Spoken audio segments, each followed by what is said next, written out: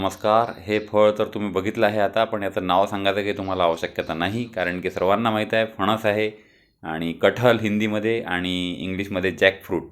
तर हे भले मोठे फणस आम्हाला दिसले जेव्हा आपण खामगावकडून जळगाव खानदेशमध्ये प्रवेश करतो, तर तरसोदजवळ हे आम्हाला फणस दिसले आणि मग याचं चित्रीकरण करून एक संदेश समाजापर्यंत पोहोचवावा असा वाटला.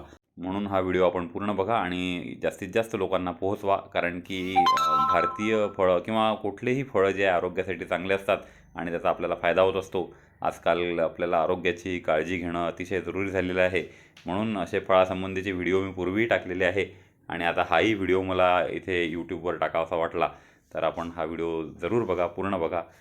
फणस एक खूप चांगलं फळ आहे आणि आपण बघा एक कापा फणस म्हणून सुद्धा मला इथे आठवण येते. कोकणामध्ये कापा फणस नावाचा एक प्रकार आहे, तो मला निश्चितपणे ठाऊक नाही, पण तरी आपण हा व्हिडिओ पूर्ण बघा आणि जेव्हाही केव्हा आपल्याला फणस मिळेल तर फणस अवश्य खा.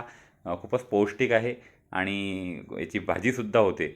इम्रान भाई आणि खलीलभाई यांचा हा जळगाव खानदेश जवळच्या तरसोदजवळ हा स्टॉल लागलेला आहे. मित्रांनो, हे आहे चांगलं छान पिकलेलं फणस आणि आता मी हे फणस खाणार आहे. जळगावला हे फणस विक्रेते आलेले आहे. असं हे म्हणतात की यांनी चेन्नईवरून हे आणलेलं आहे आणि रत्नागिरीवरून सुद्धा हे आणतात. तर हे जे फणस आहे हे खायला खूप स्वादिष्ट असते, तसंच पौष्टिकसुद्धा असते आणि याची भाजीसुद्धा करतात. पण हे पिकलेलं आहे, याची पिकलेल्याची भाजी होत नाही.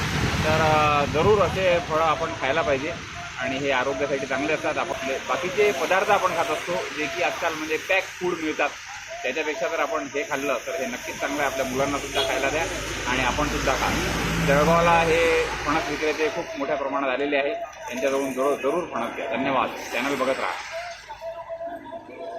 आणि मी याचा आस्वाद घेतलेला आहे. एकदम चविष्ट फणस आहे. धन्यवाद मित्रांनो. चॅनल बघत राहा.